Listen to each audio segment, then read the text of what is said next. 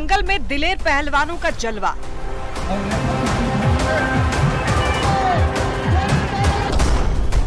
विलुप्त परंपरा को जीवंत रखने की कवायद।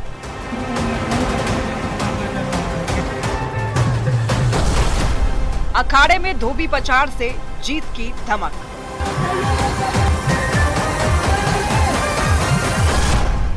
दंगल में चित कर देने वाला दांव पेच।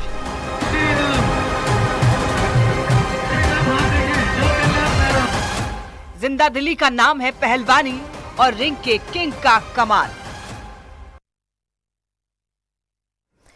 जवां दिल है तो थोड़ी नादानी करेगा, इश्क करके रोएगा फिर नादानी करेगा। थोड़ा हुरूर हर कोई जवानी पर करेगा, अगर जिगर होगा फौलादी तो पहलवानी करेगा। क्या खूब किसी ने कहा है, सच में पहलवानी वही करेगा जिसके पास जिगर फौलादी होगा। नमस्कार, मैं आपके साथ विभा उपाध्याय। स्पेशल रिपोर्ट में आपका बहुत स्वागत है। रामनवमी को लेकर पूरे देश में उत्साह और हर्षोल्लास है, लेकिन हम जो तस्वीरें और कहानी आपको आज दिखाने जा रहे हैं वो रिंग के किंग की कहानी है, जो विलुप्त हो रही कुश्ती की परंपरा को जीवंत रखने के लिए अखाड़े में दांव पेच की आजमाइश कर रहे हैं, ताकि फिर से कुश्ती की परंपरा को जीवंत कर सके और युवा नशे की लत छोड़कर खेलकूद और कुश्ती में जोर आजमाइश कर सके।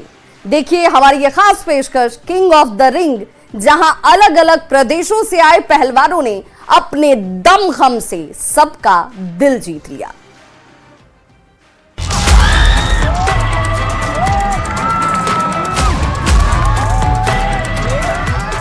कुश्ती के अखाड़ों में हजारों लोगों की भीड़ के बीच दो दो हाथ के लिए एक दूसरे को ललकारते इन पहलवानों के हौसले को देखकर आप भी दांतों तले उंगली दबाने को मजबूर हो जाएंगे।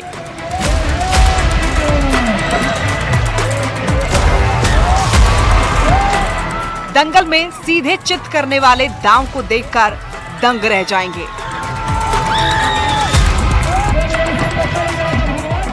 ताली बजाने को मजबूर हो जाएंगे। न चाहते हुए भी कह बैठेंगे कमाल है, बेमिसाल है।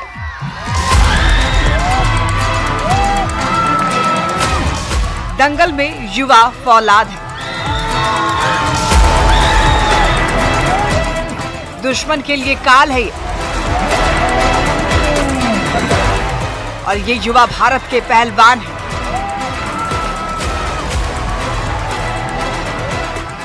जिले के साथ साथ प्रदेश और देश का मान सम्मान है। जो पढ़ाई लिखाई और नौकरी में अपना परचम लहराने के बाद कुश्ती के अखाड़े में दमखम दिखा रहे हैं। दंगल में दिलेरी से जोर आजमाइश कर रहे हैं। अखाड़े में एक दूसरे को चित कर देश का दिल जीत रहे हैं। दर्शक दीघा में बैठे और खड़े लोगों को अपने दांव पेच से दीवाना बना रहे हैं। प्रदेश को नई पहचान दिला रहे हैं। देश का सीना गर्व से चौड़ा कर रहे हैं।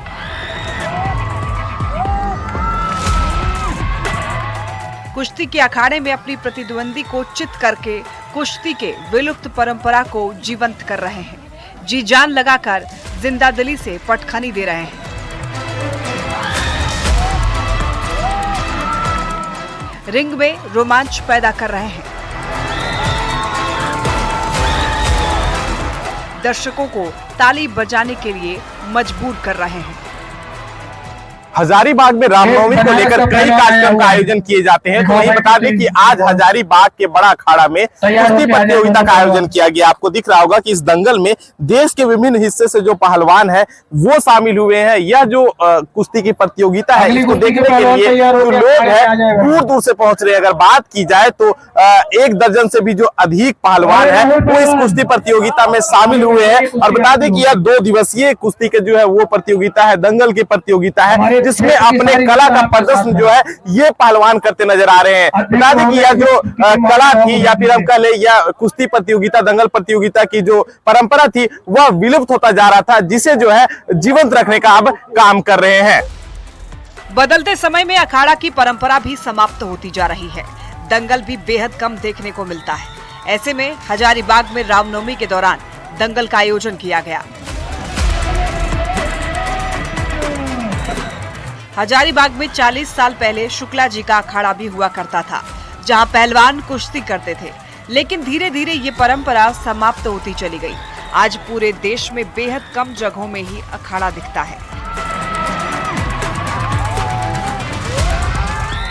ऐसे में विलुप्त हो रही कुश्ती की परंपरा को जीवंत रखने के लिए रामनवमी पर हजारीबाग में दंगल का आयोजन किया गया, जहां पहलवानों ने एक दूसरे पर खूब दांव पेच अपनाए।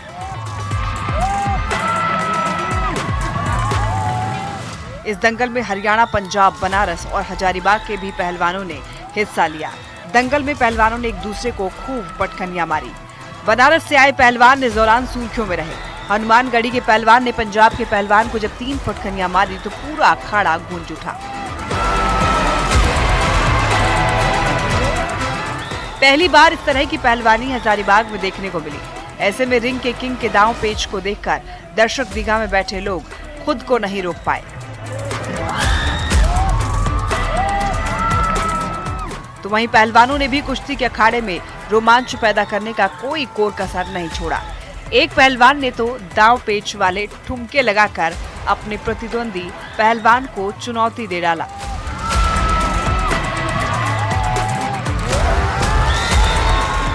कुश्ती के अखाड़े में पहलवान के ठुमके को देखकर हर कोई दंग रह गया और तालियों की तड़तड़ाहट से दर्शक दीघा गूंज उठा।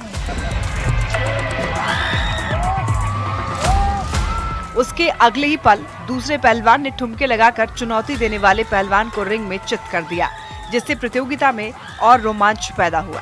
और अयोध्या के हनुमानगढ़ी से आए पहलवान नागेंद्र दास ने यहाँ तक कह दिया कि हजारीबाग के रामनवमी के बारे में टीवी और अखबारों में पढ़ा था। पहली बार देखा तो ऐसा लगा कि हजारीबाग भी अयोध्या से कम नहीं है। उसके बाद जय श्री राम के जय घोष से पूरा दर्शक दीघा गूंज उठा। रामनवमी के पर्व को मनाया जा रहा है, बहुत अच्छा है। यहाँ के जैसे तो हम कहीं नहीं देख रहे हैं। बहुत धूमधाम से, बहुत अच्छा लग रहा है। आने के बाद यहाँ पूरा भगवामय हो गया, राममय हो गया है। यहाँ पर प्रैक्टिस हमारी हनुमानगढ़ी में होती है। विलुप्त हो रही कुश्ती की परंपरा को जीवंत रखने और हजारीबाग की रामनवमी को खास बनाने के लिए रामनवमी संरक्षण समिति की ओर से बड़ा अखाड़ा परिसर में दंगल का आयोजन किया, जिसका मुख्य उद्देश्य पारंपरिक कुश्ती कला के संरक्षण के साथ साथ युवाओं में शारीरिक स्वास्थ्य और नैतिकता के संदेश को प्रसारित करना था। इस दंगल में नेपाल, राजस्थान, हजारीबाग, चतरा और अयोध्या से आए कुश्ती के दिग्गज पहलवान अपनी शारीरिक दक्षता, ताकत और सहन शक्ति का अद्भुत प्रदर्शन करते नजर आए। अलग प्रदेश से आए पहलवानों ने न केवल अपने परंपरागत कुश्ती कौशल का प्रदर्शन किया, बल्कि दर्शकों को अपनी स्पर्धात्मकता और आत्मविश्वास से भी प्रभावित किया और नशे की दलदल में फंस रहे युवाओं को एक सुखद संदेश दिया।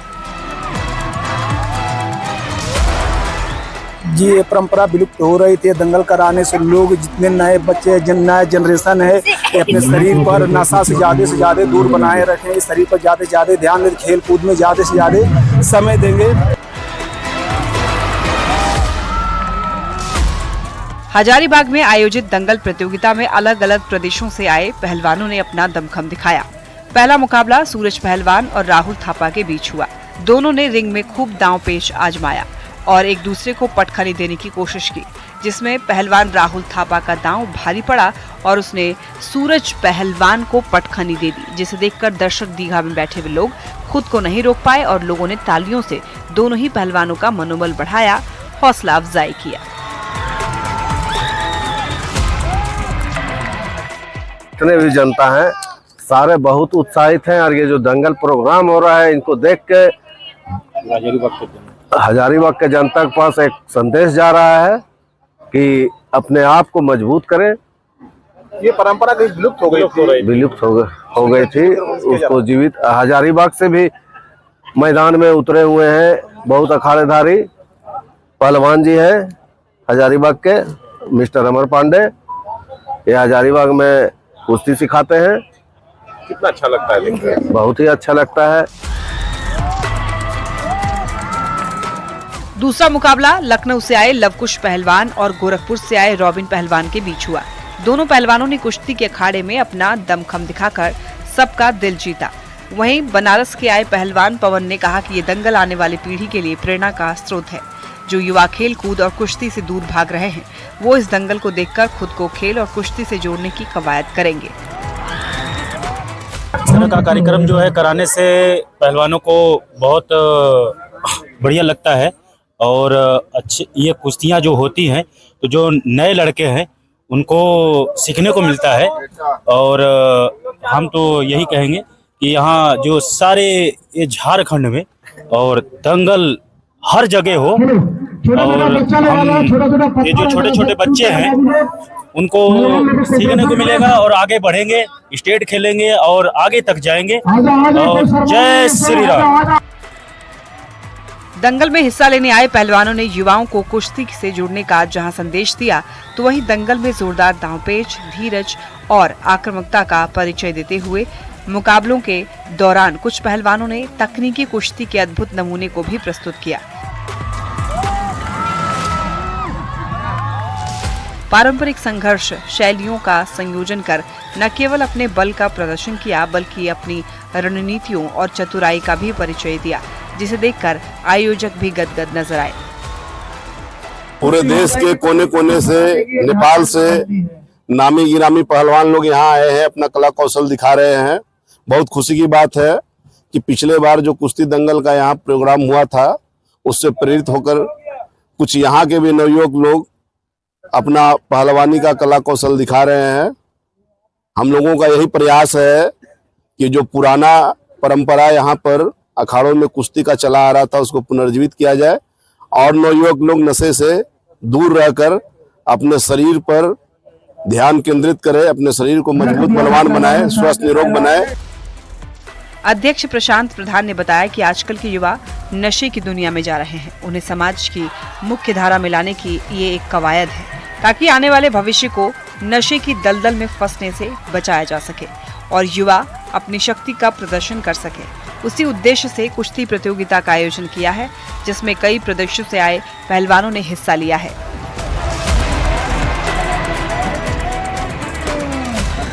जिसमें तीसरा मुकाबला राजस्थान से आए हलचल पहलवान और नेपाल से आए राहुल थापा पहलवान के बीच हुआ, जो बेहद रोमांचक रहा।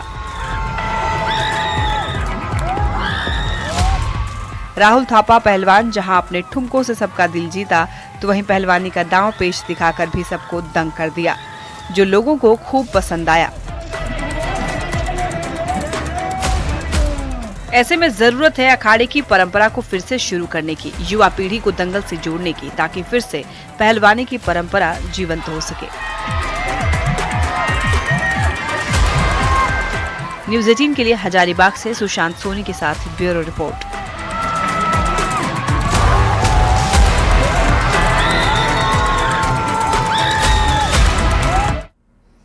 तो सचमुच दंगल के इन पहलवानों ने सिर्फ लोगों का दिल नहीं जीता, बल्कि विलुप्त होती इस परंपरा को जीवंत रखने के लिए बड़ी भूमिका भी अदा की।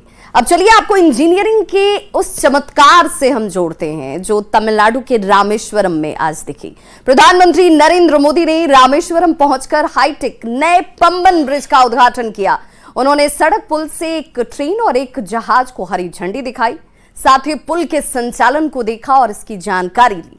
रामनवमी के अवसर पर आज देश को ये हाईटेक सी ब्रिज मिल चुका है और नए पंबन रेलवे ब्रिज का निर्माण कार्य पिछले साल नवंबर में ही पूरा हो गया था। दक्षिण भारत में रामेश्वरम की कनेक्टिविटी को जोड़ने वाला ये पंबन ब्रिज पहली बार 1914 में बना था। वो भारत का एक पहला समुद्र के ऊपर बना हुआ रेल पुल था। 111 साल के बाद अब ये पुल नए कलेवर में तैयार है।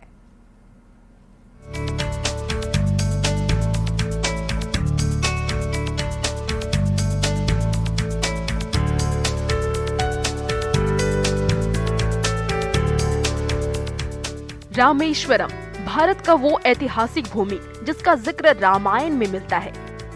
वो भूमि जहां प्रभु श्री राम ने समंदर से रास्ता मांगने के लिए पूजा की थी।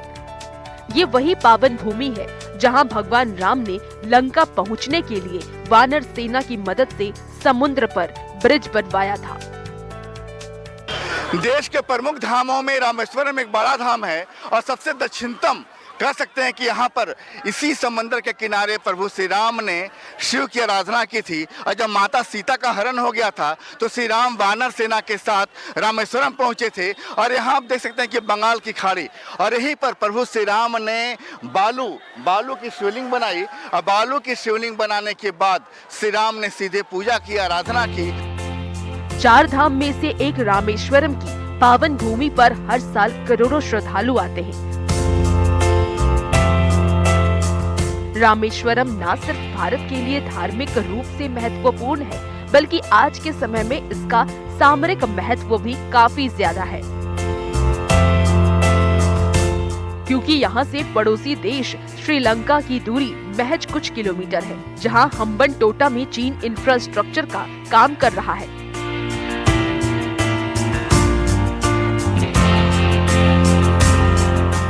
भारत सरकार ने रामेश्वरम के धार्मिक और सामरिक महत्व को ध्यान में रखते हुए तमिलनाडु के रामनाथपुरम जिले में मंडपम से रामेश्वरम तक समुद्र पर रेलवे ब्रिज बनवाया है, जिसकी वजह से रामेश्वरम के नाम एक और उपलब्धि जुड़ गई है। इस ब्रिज का नाम पंबन ब्रिज है। समंदर पर बना देश का पहला वर्टिकल लिफ्ट ब्रिज है। ये ब्रिज मुख्य भूमि मंडपम को रामेश्वरम द्वीप से जोड़ता है। पंबन ब्रिज की लंबाई 2.1 किलोमीटर है।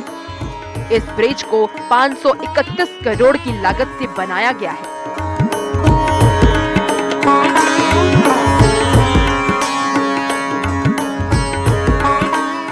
नए पंबन ब्रिज के बन जाने से रामेश्वरम आने वाले श्रद्धालुओं को काफी सहूलियत होगी। हालांकि दूरी उतनी ही रहेगी, लेकिन इसके बावजूद मुख्य भूमि मंडपम से रामेश्वरम जाने का समय पहले की तुलना में काफी कम हो जाएगा। पुराने ब्रिज पर ट्रेन की रफ्तार 10 किलोमीटर प्रति घंटे की थी, लेकिन नए ब्रिज को हाईटेक तकनीक से बनाया गया है। नए ब्रिज पर ट्रेन 80 किलोमीटर प्रति घंटे की रफ्तार से दौड़ेगी।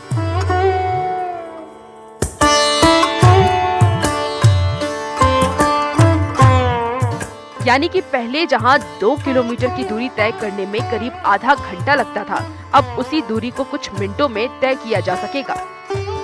इस ब्रिज के खुलने के बाद अब समंदर पर ट्रेन अपनी रफ्तार से दौड़ेगी। ये ब्रिज देश का पहला वर्टिकल रेल ब्रिज है, जिसकी आधारशिला प्रधानमंत्री नरेंद्र मोदी ने फरवरी 2019 में रखी थी। पुल को बनाने का काम रेलवे विकास निगम लिमिटेड को दिया गया था। पंबन रेलवे ब्रिज की लंबाई 2.1 किलोमीटर है। इस ब्रिज की समुद्र तल से ऊंचाई 22 किलोमीटर है, यानी कि पुराने पंबन ब्रिज से नए ब्रिज की ऊंचाई 3 मीटर ज्यादा है। पुल का 72 मीटर वर्टिकल लिफ्टिंग सेक्शन बनाया गया है।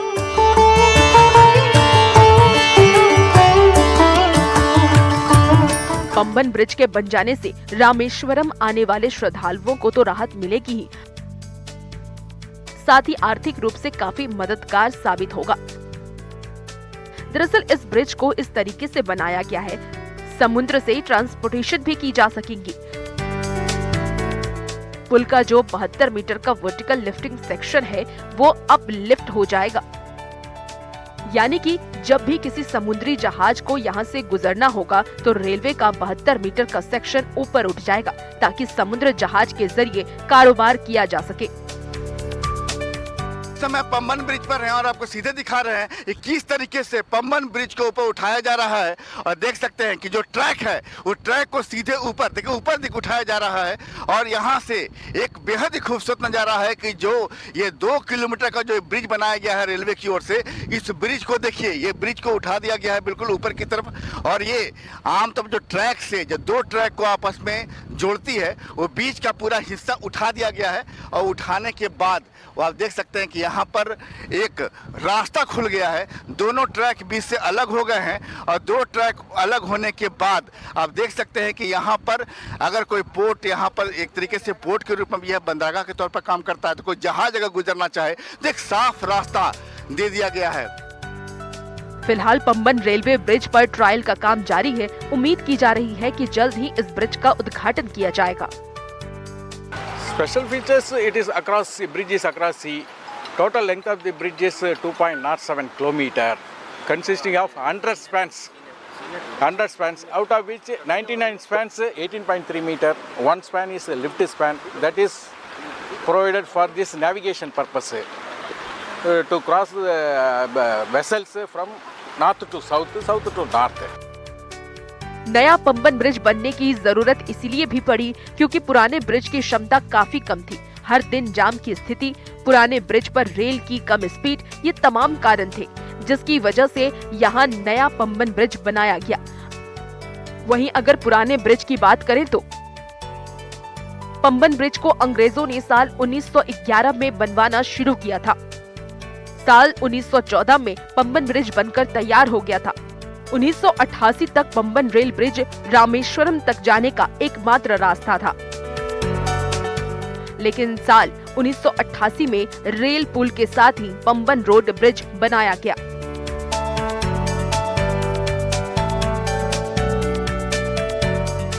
मंडपम को रामेश्वरम से जोड़ने वाले पंबन पुल की जगह अब ये नया पुल लेगा। इस ब्रिज के जरिए हिंद महासागर और श्रीलंका में चीन की गतिविधि पर भी नजर रखने में काफी मदद मिलेगी। पंबन ब्रिज को पूरी तरह से हाईटेक तरीके से बनाया गया है। इसकी सुरक्षा को लेकर भी खास ध्यान रखा गया है क्योंकि पंबन ब्रिज के पास समुद्री हवाएं काफी तेज चलती हैं। कभी-कभी 100 किलोमीटर प्रति घंटे की रफ्तार से भी हवाएं चलती हैं। सुरक्षा को ध्यान में रखते हुए सिग्नल को विंड स्पीड से कनेक्ट किया गया है। जैसे ही हवा 50 किलोमीटर प्रति घंटे से ऊपर चलेगी, ट्रेन का परिचालन रुक जाएगा। पुल को अंतर्राष्ट्रीय कंसल्टेंट TYPSA ने भारतीय और यूरोपीय मानक के अनुसार डिजाइन किया है। पंबन ब्रिज के बन जाने से यहाँ आने वाले श्रद्धालुओं को काफी सहूलियत मिलेगी। अगले कुछ हफ्ते में देश के पहले वर्टिकल लिफ्ट ब्रिज पर ट्रेन दौड़ती नजर आएगी। आने वाले समय में यहाँ डबल ट्रैक ब्रिज भी बनाने की योजना है ताकि यातायात को और सुगम बनाया जा सके। तमिलनाडु के मंडपम से न्यूज़ 18 के लिए संजय कुमार सिन्हा की रिपोर्ट। तो स्पेशल रिपोर्ट में आज बस इतना ही, लेकिन न्यूज़ 18 बिहार झारखंड पर खबरों का सिलसिला लगातार जारी है।